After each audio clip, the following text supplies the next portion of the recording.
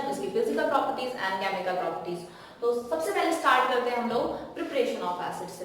तो एसिड्स की जो प्रिपरेशन है ना, वो उसमें हम लोग जैसे 4 तरीके से हम लोग प्रिपेयर कर सकते हैं। जो पहला तरीका है फॉर द प्रिपरेशन वो है सिंथेसिस। सिंथेसिस में क्या होता है, सिर्फ सिंपल एक बात है कि दो जो कंपाउंड्स हैं उनको मिला के अगर एक कंपाउंड बन जाता है तो वो रिएक्शन सिंथेसिस रिएक्शन होता है।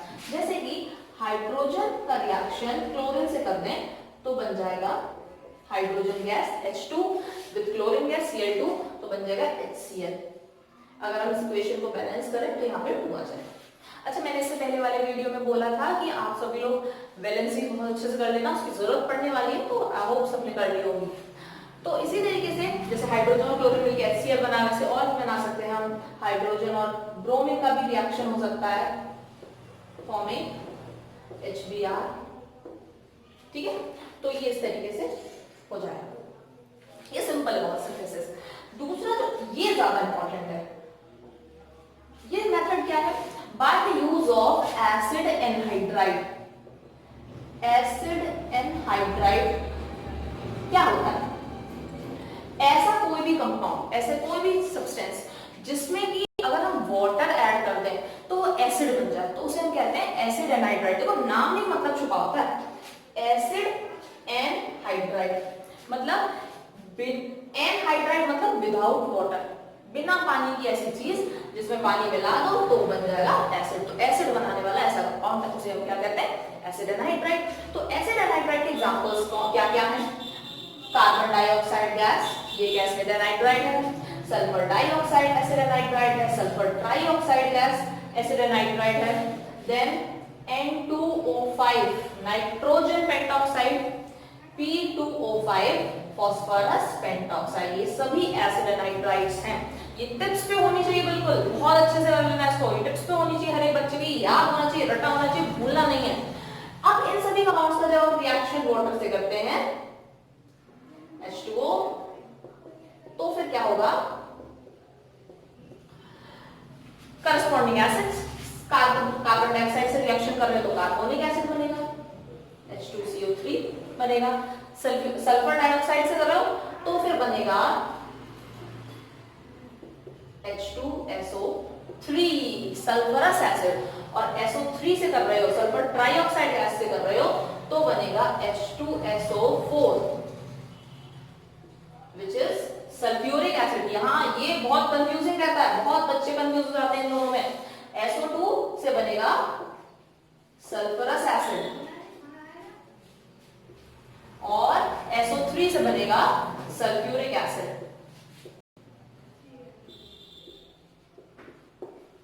फिर N2O5 नाइट्रोजन पेंटॉक्साइड, अब नाइट्रोजन वाला तो एक ही एसिड है ना, वही बन जाएगा, कौन सा एसिड है वो, HNO3 nitric acid. Similarly phosphorus pentoxide से केवल एक ही एसिड बन सकता है, मतलब ऐसे बनने को बहुत सारे बन सकते थे, लेकिन यहाँ पर फास्फोरस का जो मेन एसिड है जो कि H3PO4 फास्फोरिक एसिड, ये बनेगी, ठीक है। तो ये सभी हो गए एसिड एनहाइड्राइड्स, ये बिल्कुल याद कर लेना। अच्छा, मैंने इक्वेशंस बैलेंस नहीं किए, ये आपका काम है। देखो एग्जाम की तरीके से पढ़ो, आप कोई भी बच्चा पहली बार बैलेंसिंग नहीं लर्न करेगा, जिसे नहीं पता है कि इक्वेशंस कैसे पढ़ी जाती है, तो समझ लो इस बात को। बैलेंसिंग नहीं याद रखनी है कि भाई कितने का 2, किसमें 2 लगना है, किसमें 3 लगना है, ये नहीं रखना है। आपको कौन सा कंपाउंड किससे रिएक्ट करके क्या बन रहा है वो आपको वर्बली याद होना चाहिए। फॉर्मूले भी रटने नहीं है, वो तो प्रैक्टिस करते करते वैसे भी हो जाते हैं। फॉर्मूले बना सकते हो, जैसे कि अगर आपके दिमाग में आता है कि भाई फास्फोरिक एसिड बनना था, अब फास्फोरिक एसिड बनना था तो तुरंत दिमाग में आना चाहिए फास्फोरिक एसिड कैसे बनेगा, उसका फॉर्मूला नहीं याद आ रहा, दिमाग लगाओ, एसिड कैसे बनाया था, एसिड में होता है H+ और फास्फोरिक एसिड में कौन सा एनाइन होता है, ये मैंने पिछली क्लास में बोला था, याद कर लेना कि कौन सा एसिड में कौन सा एनाइन है। तो फास्फोरिक एसिड में कौन सा एनाइन है, फॉस्फेट PO4 3-। तो अपने आप ही अब इन वैलेंसीज की हेल्प से हम बना सकते हैं H3PO4, जो कि हमें मिल गया इसका मॉलिक्यूलर फॉर्मूला। तो मॉलिक्यूलर फॉर्मूलाज भी नहीं रखने आपको सिर्फ याद करनी है वैलेंसीज, आपको याद करनी है इंफॉर्मेशन वर्बली, नाम से बोलकर याद होनी चाहिए चीजें, ठीक है, रटनी नहीं है। इसलिए ये जो इक्वेशंस मैंने लिखी हैं इनको खुद बैलेंस करना, ठीक है। अगर कोई चीज में किसी इक्वेशन की बैलेंसिंग में किसी को डाउट आ रहा हो तो आप लोग कमेंट सेक्शन में पूछ सकते हो, मुझसे डाउट्स अपने पूछ सकते हो, मैं नहीं बताऊंगी यहाँ पे बैलेंसिंग। ओके, ये आपकी प्रैक्टिस करने की चीज है, एग्जाम में रट के नहीं जाओगे, वहां आपको बैलेंस खुद करनी पड़ेगी। तो आपको प्रैक्टिस इतनी होनी चाहिए कि आप जल्दी जल्दी कर सको, बहुत सारी इक्वेशंस लिखनी होती है। तो ये दो तरीके हो गए एसिड्स को बनाने के। सिंपल था पैरासिंथेसिस में तो कहीं कुछ है ही नहीं, एसिड एंड नाइट्राइट हमने पढ़ लिया। एसिड एंड नाइट्राइट में ये सारी गैसेस याद रखना जिनका रिएक्शन वाटर से करते हैं, तो करस्पॉन्डिंग इसमें कौन सा एसिड बनता है। अच्छा, एक एसिड, एक गैस ऐसी है नाइट्रोजन डाइऑक्साइड, इसका मैं अलग से बताती हूँ, NO2।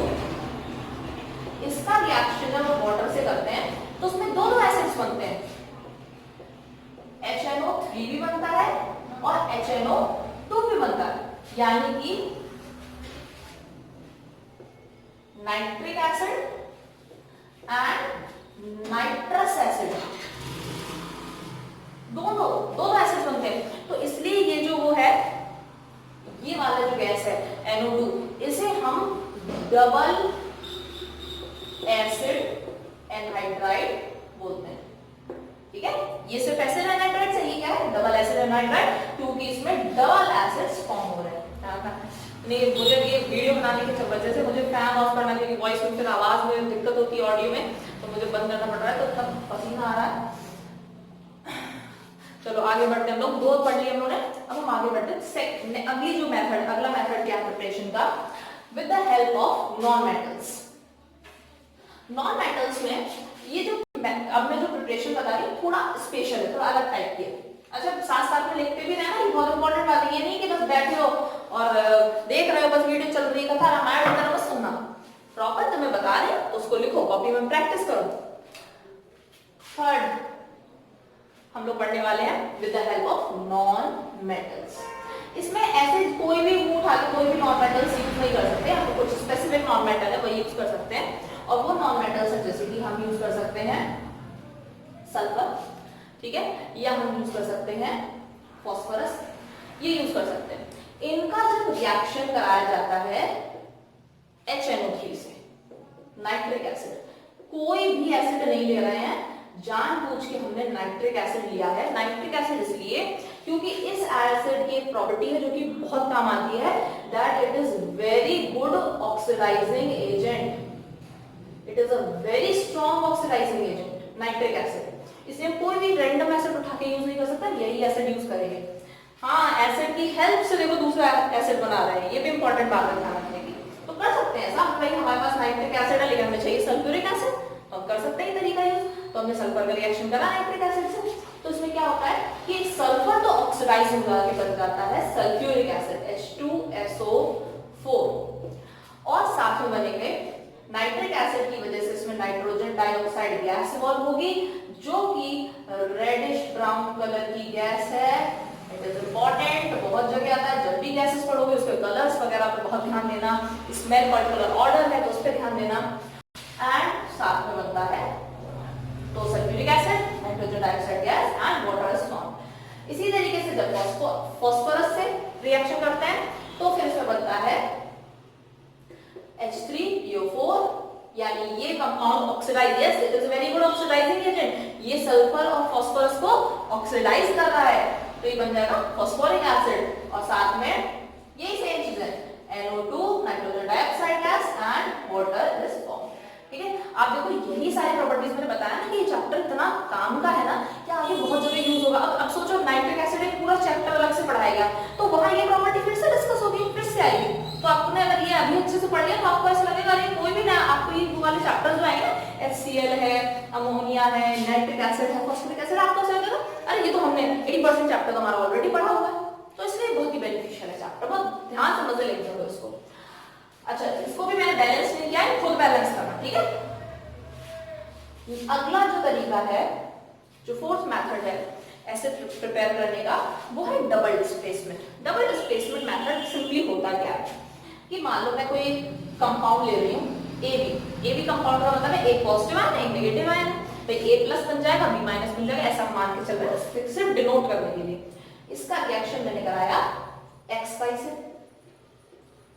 तो होगा क्या, डबल डिकम्पोजिशन मींस कि A चला गया, ये पॉजिटिव आयन इसके नेगेटिव के साथ चला गया और इसका पॉजिटिव चला गया इसके नेगेटिव के साथ, यानी ये AY एंड XB बन गया। ठीक है, ये प्लस था और ये माइनस, तो हमेशा प्लस वाला पहले लिखेंगे, इसलिए मैंने एक्स पहले लिखा। तो बस ठीक है, आप इसी बेसिस पे बताती हूँ कि कौन से एसिड्स बन सकते हैं। एक एग्जांपल देख लेती हूँ इसका। NaCl plus H2SO4। NaCl plus H2SO4 क्या है? अब इसमें देखो क्या होगा कि यहाँ पर अब वैलेंसीज का फुल यूज है, देखो बहुत अच्छे से समझना हर चीज कैसे होगी। इसमें सोडियम जो है NaCl, ये जो कंपाउंड है, it can be divided into, मतलब ये आयनाइज हो सकता है Na प्लस और Cl माइनस, ठीक है। और सल्फ्यूरिक एसिड ये कन्वर्ट हो जाएगा H plus and SO4 2 minus, 2H plus बनेगा, मुझे पता है, लेकिन 2H प्लस की ऐसे लिखने को जरूरत नहीं है। मेन चीज है कि कैटायन कौन सा बनेगा इसमें, H प्लस और सल्फेट।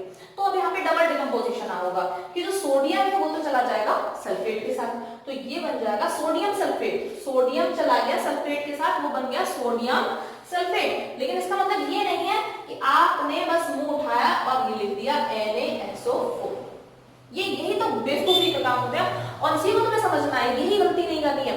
वैलेंसीज किस लिए है? कोई भी कंपाउंड लिख रहे हो तो वैलेंसीज से फॉर्मूला बना के उसको चेक करो कि कैसे बनेगा।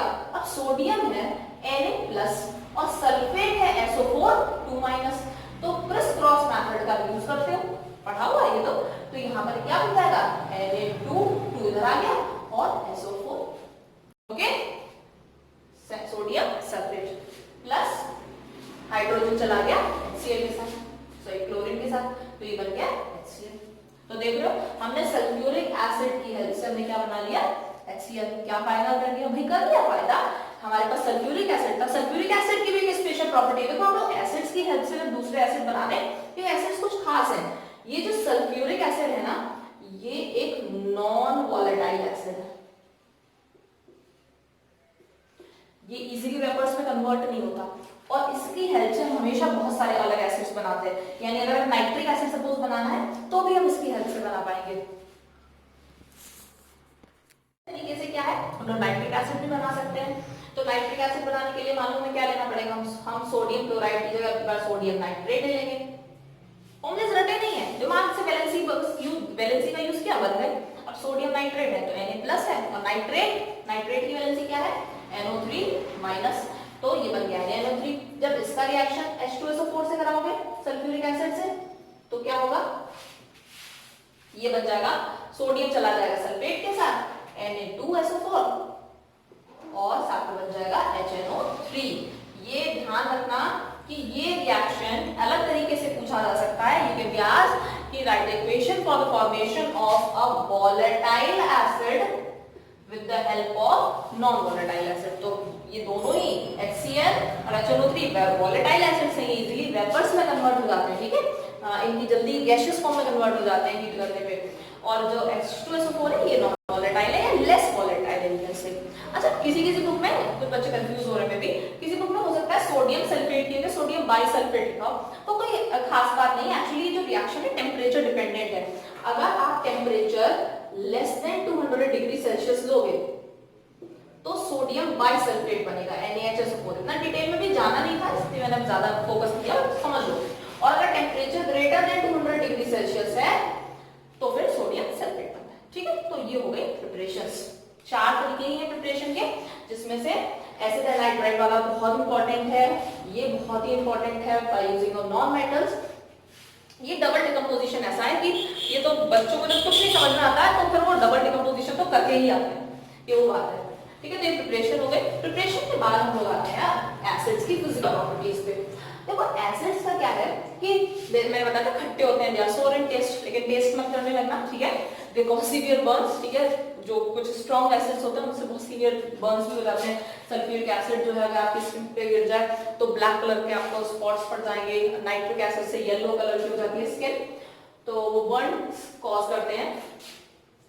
अच्छा, इसके अलावा ज्यादा कुछ इंपॉर्टेंट नहीं है फिजिकल प्रॉपर्टीज में कि आप मेल्टिंग पॉइंट, बॉइलिंग पॉइंट ये सब करने लगो, दैट्स नॉट रिक्वायर्ड। थोड़ा बहुत उनका स्टेट के बारे में कर सकते हो कि एक आध सॉलिड स्टेट वाले एसिड्स कर लो, एक आध लिक्विड स्टेट वाले एसिड्स कर लो। लिक्विड स्टेट मेजॉरिटी जो है वो लिक्विड स्टेट वाले हैं, कुछ एक आध जैसे बोरिक एसिड तो सॉलिड स्टेट में भी मिलता है, तो फोकस ध्यान रखो।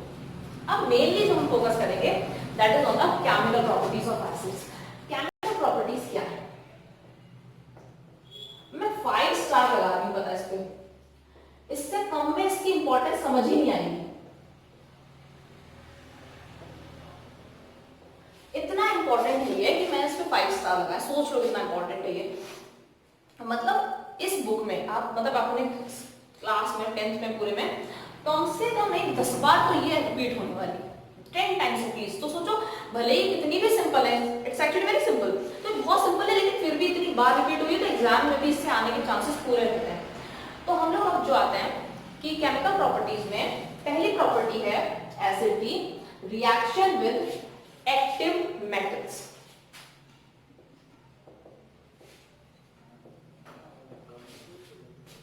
क्या है? जैसे एक्टिव मेटल्स कौन से होते हैं? रिएक्टिविटी, जो एक्टिविटी सीरीज है मेटल्स की, जिसे हम याद भी रख सकते हैं, ये शॉर्ट तरीका सबने सुना होगा, पीएससी मेजेंटल। नहीं सुना है तो भी आगे कर लो, पीएससी मेजेंटल। ये शॉर्ट ट्रिक है याद रखने की। Reactivity of the metals means ये मेटल्स का डिक्रीजिंग ऑर्डर ऑफ रिएक्टिविटी बताता है। यानी सब ये पी पर potassium, sodium, calcium, magnesium, aluminium, zinc, iron, निकल, टिन, लेड, ये डिक्रीजिंग ऑर्डर है। यानी पोटेशियम मोस्ट रिएक्टिव मेटल है, फिर उसका सोडियम, उसका कैल्शियम, फिर मैग्नीशियम, एल्यूमिनियम, जिंक, आयरन, इस तरीके से। इन सब के बाद फिर आता है नंबर हाइड्रोजन का। यानी हम ये कह सकते हैं कि ये सारे मेटल्स रिएक्टिविटी सीरीज में हाइड्रोजन से ऊपर है। तो ये क्या होता है कि ये मेटल्स जो हैं, जब भी आप किसी इसका रिएक्शन एसिड से कराओगे तो ये उसमें से हाइड्रोजन को डिस्प्लेस कर देगा, हाइड्रोजन को हटा देगा और उसकी जगह खुद आ जाएगा। एक एग्जांपल लेके समझ में आएगा। तो सोडियम में बहुत ले लिया, सोडियम की जगह दूसरा ले लेते हैं, कैल्शियम ले लेते हैं। ठीक है, कैल्शियम, कैल्शियम का रिएक्शन मान लो हम करा रहे हैं HCl से, क्या बनेगा? CaCl2, calcium chloride. तो कैसे बन गया कैल्शियम क्लोराइड? ये कैसे याद रहेगा ये सब? तो आप तो CaCl बना रहे थे, बना ही रहे थे बहुत सारे बच्चे। तो लेकिन क्या है, वैलेंसीज, वैलेंसीज कहीं नहीं जा रही है, उनका यूज करना है। कैल्शियम Ca2+ होता है और क्लोराइड Cl-। तो इस तरीके से अगर हम लोग क्रिस क्रॉस मेथड करते हैं तो CaCl2 बन जाएगा and plus hydrogen gas is involved. ठीक है, तो ये है मेटल्स की प्रॉपर्टी। अगर किसी एक्टिव मेटल का रिएक्शन एसिड से करते हैं तो वो मेटल एसिड में से हाइड्रोजन को डिस्प्लेस कर देगा, उसे हटा देगा और खुद उसकी जगह पर आ जाएगा। तो ये पहली प्रॉपर्टी है एसिड मेटल्स की, सॉरी एसिड्स की। तो ये ध्यान रखना। अच्छा, इसमें क्या है, हाइड्रोजन गैस इन्वॉल्व होती है, तो हाइड्रोजन गैस की एक दो प्रॉपर्टीज भी ध्यान रखो, क्योंकि क्वेश्चंस ना डायरेक्ट नहीं पूछे जाते, क्वेश्चंस थोड़ा घुमा के पूछे जाते हैं। वो ऐसे कहेंगे कि हमने ये मेटल लिया था, ये metal suppose sodium when reacted with a particular compound X it produced the gas which produces effervescence, you can say। तो अब तुम्हें क्या आएगा कि अच्छा तो फिर कौन सी गैस है जिसमें effervescence प्रोड्यूस होता है? तो गैस है हाइड्रोजन, और हाइड्रोजन गैस है तो इसका मतलब है कि जो मेटल सोडियम है उसका रिएक्शन किससे किया गया होगा? किसी एसिड से किया गया होगा। तो इस तरीके के घुमा के थोड़ा सा क्वेश्चंस पूछे जाते हैं, तो उसके लिए प्रिपेयर्ड रहना। तो हाइड्रोजन की प्रॉपर्टीज क्या है? हाइड्रोजन की मोस्टली दो प्रॉपर्टीज आइडेंटिफिकेशन में आती हैं। वो एक तो ये है कि अगर कोई बर्निंग स्प्लिंटर हम हाइड्रोजन में इंट्रोड्यूस करते हैं तो वो बुझ जाएगा, it gets extinguished and pop sound is produced. तो एक तो ये कॉमन प्रॉपर्टी है हाइड्रोजन की, that is it extinguishes a burning splinter with a pop sound. And second is it produces brisk effervescence. ये जो ब्रिस्क एफरवेसेंस है,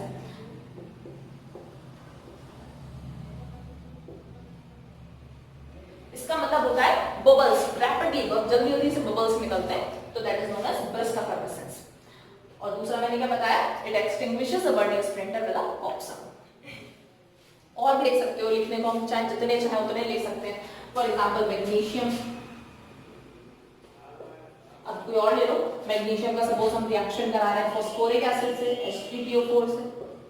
ये अलग अलग सिर्फ हम इसलिए ही ले रहे हैं कि कोई भी आ सकता है।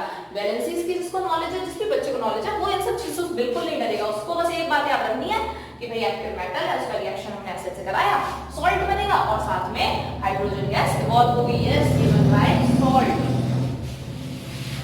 तो क्या होगा इसमें, कैसे बनेगा? जैसे मैग्नीशियम है Mg, अब मैग्नीशियम की वैलेंसी क्या है? Mg2+।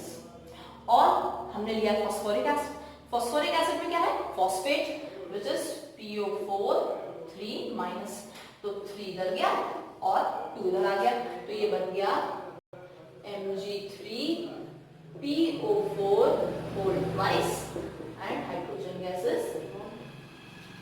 अब सबको समझ में आ गया, बैलेंस करना खुद का काम, बैलेंस कर लेना, ओके। तो इस तरीके से हो जाएगा। अच्छा, लेकिन इसमें एक एक्सेप्शन है, उसको याद रखना भाई, केमिस्ट्री पढ़ रहे हो बिना एक्सेप्शन से तो काम ही नहीं चलता। It is all the game of exceptions actually. तो इसमें एक एक्सेप्शन है नाइट्रिक एसिड। सारे एसिड देखो ये प्रॉपर्टी शो करते हैं, सिर्फ नाइट्रिक एसिड को छोड़ के। क्या रीजन है? नाइट्रिक एसिड जो है HNO3, दिस इज एक्सेप्शन। ये एक बहुत ही स्ट्रॉन्ग ऑक्सीडाइजिंग एजेंट है, मैंने बात बताई थी। तो ये इतना स्ट्रॉन्ग ऑक्सीडाइजिंग एजेंट है कि जब इसका रिएक्शन आप किसी भी एसिड से कराते, किसी मेटल से कराते हो, फॉर एग्जांपल मैंने सोडियम से कराया, तो ये क्या करेगा, सॉल्ट तो बनेगा NaNO3, और लेकिन साथ में NO2 एंड वाटर, यानी जो हाइड्रोजन गैस इवॉल्व होनी चाहिए थी वो हाइड्रोजन गैस को ऑक्सीडाइज कर देता है और फॉर्म कर देता है वाटर। इसलिए ये ध्यान रखना कि ये जो हमने एक्टिव मेटल्स वाली प्रॉपर्टी है वो नाइट्रिक एसिड शो नहीं करता, यानी it does not form salt and hydrogen gas, बल्कि वो salt, water and NO2 gas evolve करवा देता है। तो ये एक एक्सेप्शन है इसमें, it does not show this property. बाकी सारी प्रॉपर्टी शो करता है नाइट्रिक एसिड भी, इसको छोड़कर बस। लेकिन अगर फिर भी बहुत मन है कि हम तो नाइट्रिक एसिड से ही हाइड्रोजन बनाएंगे, तो फिर भाई उसका भी तरीका है। दो मेटल्स है हमारे पास, मैग्नीशियम एंड मैंगनीज। इनका है ऐसा कि अगर इनका रिएक्शन नाइट्रिक एसिड से कराया जाए with 1 and that too 1% concentrated, यानी बहुत कम, 1% कंसंट्रेटेड मींस 1% एसिड है, बाकी 99% वाटर है, तो इतना डाइल्यूट, ठीक है, इतना डाइल्यूट हम नाइट्रिक एसिड अगर ले लेंगे तो फिर इसमें ये जो रिएक्शन है सॉल्ट प्लस हाइड्रोजन वाला शो हो जाता है। यानी कि अगर हम जैसे मैंगनीज का, चलो मैं बता देती हूँ, तो मैंगनीज से क्या बन जाएगा,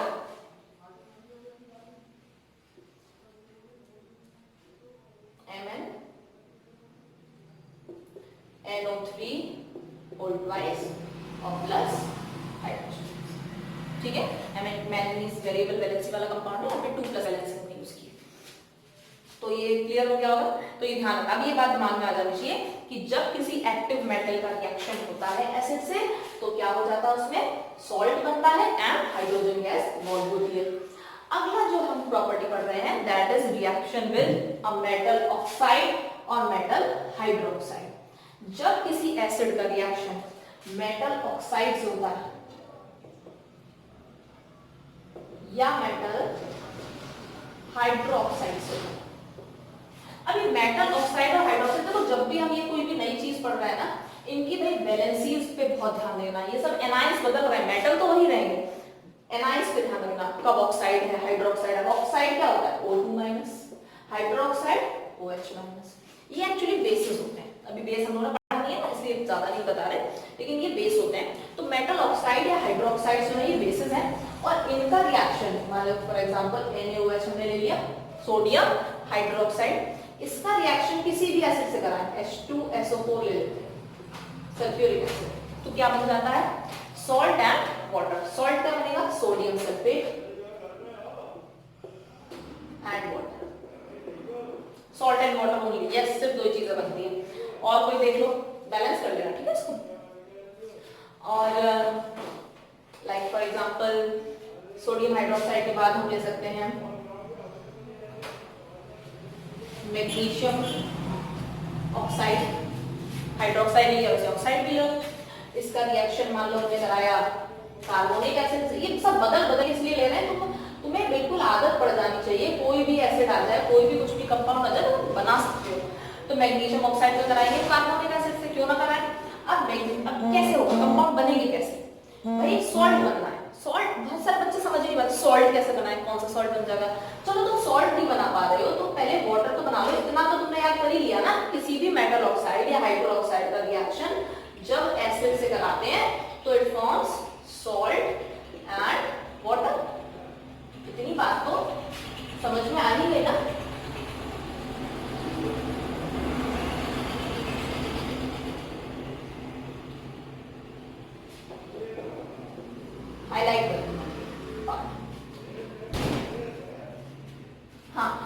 बनेगा क्या? तो मैग्नीशियम Mg2+ और कार्बोनेट CO3 2-। तो भाई अगर वैलेंसीज कैंसिल हो सकती है, पता हम कैंसिल कर देते हैं, तो 2 और 2 कैंसिल हो गए, तो अब ये क्या बन गया? MgCO3। याद करो ना करना फॉर्मूले, ऐसे ही बनाने हैं, वैलेंसीज का यही तो यूज है। तो इस तरीके से बन गया। फिर उसके बाद इक्वेशन अगर बैलेंस करनी हो तो बैलेंस कर लेंगे। तो ये क्लियर हो गया। अगली प्रॉपर्टी पे आते हैं। Next property is reaction of acid with any metal, carbonate या फिर बाइकार्बोनेट। अगर किसी कार्बोनेट या बाइकार्बोनेट के साथ एसिड का रिएक्शन होगा तो it will form salt, water and carbon dioxide gas. चीजें बढ़ती जा रही हैं, देखो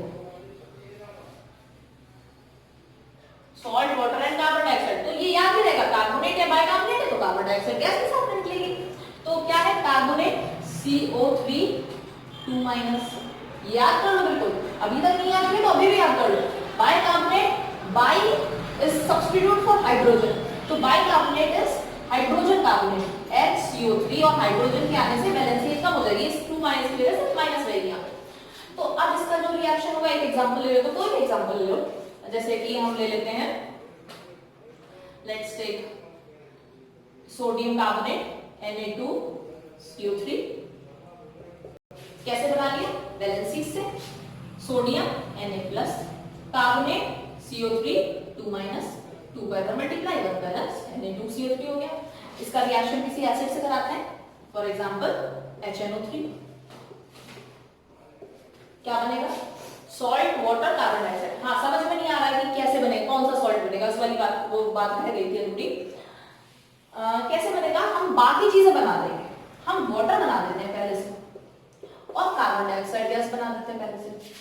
अब देखो, कार्बोनेट चला गया कार्बन डाइऑक्साइड गैस बनाने में, ठीक है, हाइड्रोजन चला गया वाटर बनाने के लिए, बचा क्या? सोडियम बचा और नाइट्रेट बचा, बस ये सॉल्ट बनाया। तो sodium Na+, nitrate NO3-। Valency याद नहीं होती तो ये कर ही नहीं पाते। तो कितना भी तुम याद कर लो, अगर वैलेंसी नहीं याद है तो ये सब कर ही नहीं पाओगे। कि कोई भी बच्चा ये इक्वेशंस नहीं फ्रेम कर सकता, रट तो सकते ही नहीं। तुम सोचो तुम्हारी बुक में अगर 2 या 3 एग्जांपल दे रखे हैं और तुम उसको रट लो तो क्या काम चल जाएगा? बिल्कुल नहीं चलेगा।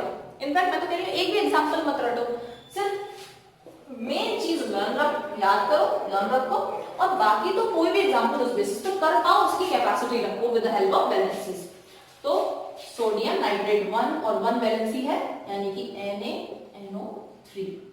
अब समझ में आ गया और सॉल्ट्स कैसे बनाने हैं, कैसे देखना है चीजों को। तो बाकी चीजें जो निकल गई हैं उनको देख लो कि ये निकल गई है, तो जो बचेगा वो हमारा सॉल्ट बना देगा। इसी तरीके से बाइकार्बोनेट का भी एक एग्जांपल ले लेते हैं। पोटेशियम ले लेते हैं, पोटेशियम ले लिया हमने, पोटेशियम बाइकार्बोनेट KHCO3।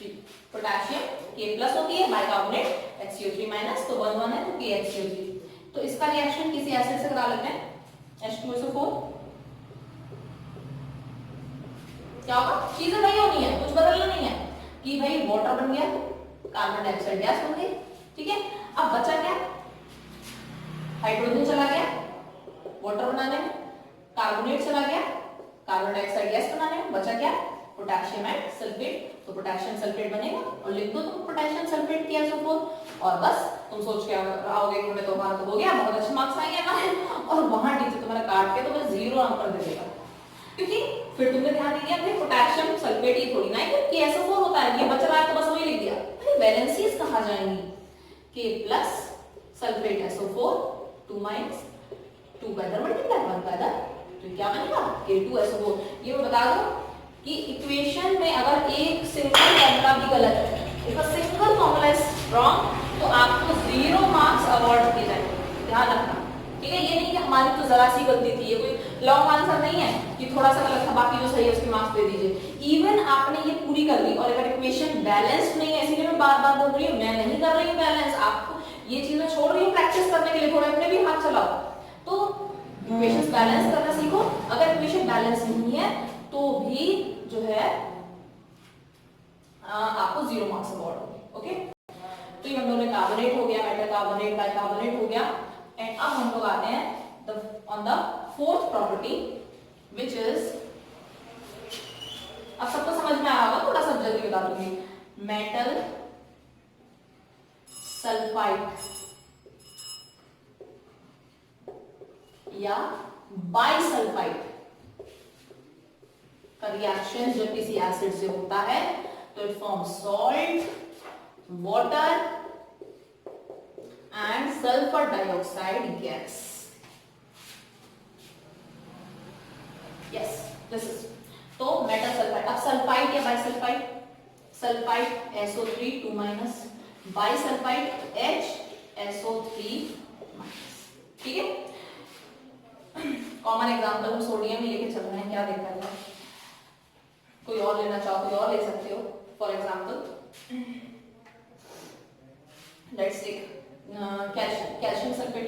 लेकिन हाँ भाई, कैल्शियम का थोड़ा सा ध्यान रखना, ये 2-3 ऐसे हैं जो के सॉल्ट्स इनसॉल्युबल बनते हैं, तो वो हम नहीं ले सकते। जैसे कि अब ये सल्फेट वाले जो सॉल्ट्स बनेंगे उसमें हम लेड नहीं ले सकते, जैसे कि ना टेक लेड, क्योंकि अगर कभी भी लेड का प्रोडक्ट में लेड क्लोराइड बन रहा हो, ठीक है, या फिर लेड सल्फेट बन रहा हो, तो वहां ध्यान देना पड़ेगा। अभी सॉल्ट्स वाला पोर्शन आएगा तो वहां बताऊंगी। एक्चुअली क्या होता है, सॉल्ट्स जो इनसॉल्युबल होते हैं उसका रिएक्शन आगे प्रोसीड नहीं कर पाती है, इसलिए वो यूज नहीं करते। इसीलिए कैल्शियम भी इसमें यूज नहीं करेंगे, क्योंकि अगर हमने कैल्शियम लिया तो जो अगर हमने सपोज हम रिएक्शन सल्फेट से कराएं, अगर हम कैल्शियम सल्फाइड लेते हैं कोई दिक्कत नहीं है, बट रिएक्शन सपोज हम सल्फ्यूरिक एसिड से ही कराएं तो जो सॉल्ट बनेगा उसमें कैल्शियम सल्फेट आ जाएगा, और कैल्शियम सल्फेट इनसॉल्युबल होता है। बस इस बात का ध्यान रखना। बाकी कोई और ले रहे हो ले सकते हो। फॉर एग्जांपल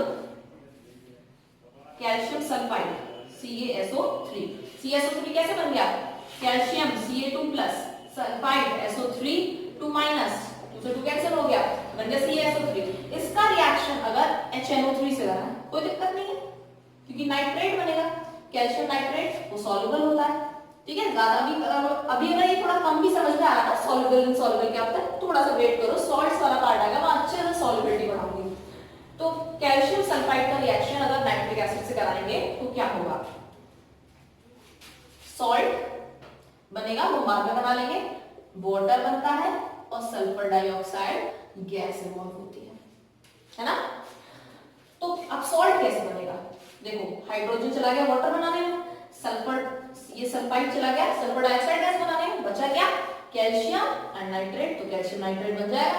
तो कैल्शियम नाइट्रेट लिख दो CaNO3, ये लिखा जाएगा? बिल्कुल नहीं, कैल्शियम Ca2+, नाइट्रेट NO3- 2 का इसमें मल्टीप्लाई 1 का इसमें, यानी कि बनेगा CaNO3 का फुल ट्वाइस। ठीक है, ध्यान रखना भाई इस चीज को। अच्छा, इतनी सारी चीजें हो गई, एक चीज जो हमने फर्स्ट में डिस्कस की थी फिर डिस्कस नहीं कर पाए, गैस की प्रॉपर्टीज भी तो साथ में पढ़ते हुए चलना। तो ये बता दिया था, hydrogen gas brisk effervescence and it extinguishes burning splinter with the पॉक्सम।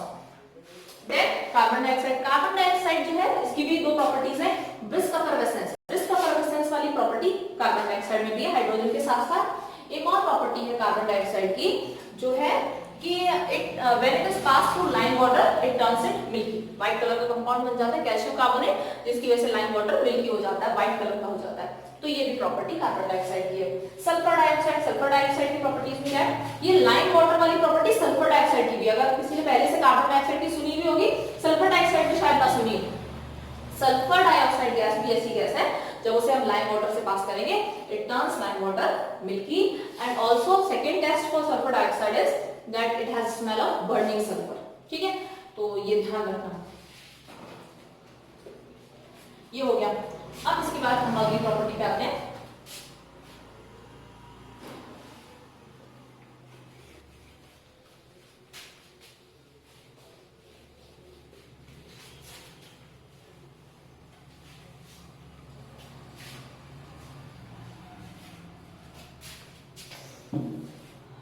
Next is 4 properties हो गई है आई गेस। हाँ, तो 5th property is reaction with metal sulphide. किसी भी मेटल सल्फाइड का रिएक्शन जब एसिड से कराते हैं हम, तो उसमें फिर क्या होता है, करस्पॉन्डिंग कार्बोनेटिंग सॉल्ट बनता है और H2S गैस है। यस, ये अब देखो उसमें वाटर नहीं होगा, कार्बोनेट के साथ कराया था रिएक्शन, तो कार्बोनेट बाइकार्बोनेट के साथ salt water carbon dioxide, sulphide या बाइसल्फाइड के साथ दिया था तो सॉल्ट वाटर सल्फर डाइऑक्साइड। लेकिन जब सल्फाइड के साथ लेंगे तो सिर्फ H2S गैस बनती है, वाटर नहीं बनता है। इसे चाहो तो ऐसे आप कर सकते हो कि भाई बाकी सब में ऑलरेडी ऑक्सीजन थी। देखो कार्बोनेट है उसमें CO3 2- ऑक्सीजन है, सल्फाइड है उसमें भी ऑक्सीजन है, लेकिन सल्फाइड जो है इसकी वैलेंसी है S2-, इसमें कोई ऑक्सीजन नहीं है। अब जब ऑक्सीजन नहीं है तो फिर वाटर नहीं रह सकता है, तो इस तरीके से याद रख सकते हैं। तो किसी भी मेटल सल्फाइड का हम एग्जांपल ले लेते हैं, magnesium sulphide MgS plus reaction with HCl acid ले लिया तो क्या होगा, सॉल्ट एंड H2S गैस, ये डबल डिकम्पोजिशन की तरह, तो मैग्नीशियम क्लोराइड बन गया MgCl2 and then H2S। Okay, तो ये बहुत ही H2S गैस की प्रॉपर्टी क्या है, एक ये इसकी बहुत ही कॉमन प्रॉपर्टी है, गैस जो यहाँ पे प्रोड्यूस होती है ना H2S गैस, ये बहुत ही गंदी स्मेल होती है इसकी, it has smell of रॉटन eggs. आप कभी अगर केमिस्ट्री लैब के पास से निकलो तो मेरे हिसाब से जो सबसे गंदी स्मेल आती है ना वो इसी की होती है, और मैं खुद ही ये चीज एक्सपीरियंस किया से बता रही हूँ, आप भी एक्सपीरियंस करोगे तो it is very foul smell of रॉटन eggs, तो ये ध्यान रखना, ठीक है। अब जैसे हमने इतनी सारी चीजें पढ़ ली हैं तो उनको एक बार रिवाइज कर लो कि क्या क्या है, हम लोगों ने प्रॉपर्टीज में क्या क्या पढ़ा। तो हम बेसिकली 5 प्रॉपर्टीज मेन पढ़ी हैं एसिड्स की, कि अगर किसी एक्टिव मेटल के साथ रिएक्ट करता है एसिड तो salt and hydrogen gas form होती है, अगर किसी मेटल ऑक्साइड या हाइड्रोक्साइड के साथ रिएक्ट करता है तो सॉल्ट एंड वाटर बनेगा, अगर किसी कार्बोनेट या बाइकार्बोनेट के साथ एसिड का रिएक्शन होगा तो salt water carbon dioxide gas बनेगी, अगर किसी सल्फाइड या बाइसल्फाइड के साथ है तो salt water sulphur dioxide gas बनेगी, एंड अगर सल्फाइड के साथ है तो सॉल्ट एंड H2S गैस बनती है। ओके, तो इसके बाद अब आते हैं कुछ एक दो छोटी मोटी चीजें हैं, जैसे हम किसी क्लोराइड के साथ रिएक्शन करते हैं, बहुत छोटा सा एग्जांपल ले लेती हूँ कि कोई अलग से पॉइंट डिस्कस करने की जरूरत नहीं, फिर भी मैं 6th डाल दे रही हूँ। जैसे हमने NaCl के साथ कराया रिएक्शन, तो अगर हम इसके साथ सपोज सल्फ्यूरिक एसिड का कराते हैं, करा चुके प्रिपरेशन में यहाँ पे पढ़ा है, तो क्या होगा कि डिफरेंट टेम्परेचर्स पे, अगर temperature less than 200 degree Celsius लिया हमने तो सोडियम बाइसल्फेट और प्लस NaHSO4 बनता है एंड देन HCl। ये एक तरीके से डबल डिकम्पोजिशन ही है, देखो एक हाइड्रोजन को डिस्प्लेस कर दिया, एक हाइड्रोजन की जगह पे एक बस सोडियम आ गया, इतना ही हुआ। ऐसे ही अगर किसी नाइट्रेट के साथ देख लो तो कोई ज्यादा कुछ और लेने की जरूरत नहीं है, सोडियम नाइट्रेट ही लेके देख लो, तो अगर सोडियम नाइट्रेट के साथ सल्फ्यूरिक एसिड का रिएक्शन करेंगे तो उसमें क्या होगा कि वही सोडियम सल्फेट बन जाएगा एंड नाइट्रिक एसिड बन जाएगा। तो ये simple double displacement double decomposition वाले रिएक्शंस देखने को मिलते हैं विद क्लोराइड्स एंड नाइट्रेट्स, तो ये बिल्कुल सिंपल है।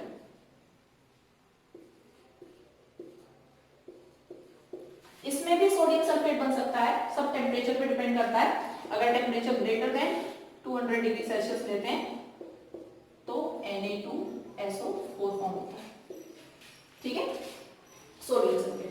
तो ये हम लोगों ने सारी केमिकल प्रॉपर्टीज पढ़ ली, ठीक है, क्या क्या होता है एसिड्स में, एसिड्स के यूजेस हैं, वो आप पढ़ सकते हो, जैसे कि एसिड्स का हम बहुत सारी जगह पे यूज करते हैं, जैसे फॉर एग्जांपल हाइड्रोक्लोरिक एसिड है, हाइड्रोक्लोरिक एसिड का यूज किया जाता है for cleaning a metal surface, ठीक है, ऐसे ही हम लोग उसका यूज करते हैं, एसिटिक एसिड का यूज करते हैं एज विनेगर।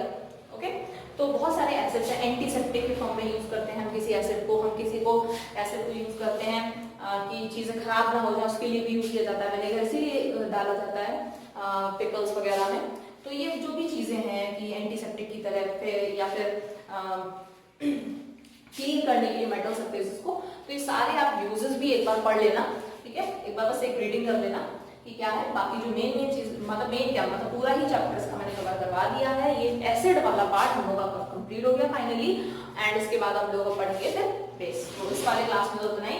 ओके, अच्छे से लर्न करना, अच्छे से पढ़ना, बाय।